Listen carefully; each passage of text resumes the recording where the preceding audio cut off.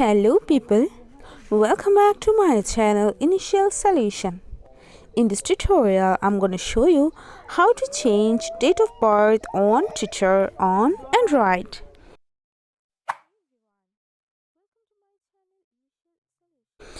So go for a Twitter, then tap on your profile, go for profile. After that, tap on edit profile. Then go for date of birth. Here you can see, tap on edit, again tap on edit. Now you can change your date of birth to any of it and just tap on set. So yeah, that's how you can change date of birth on Twitter on Android.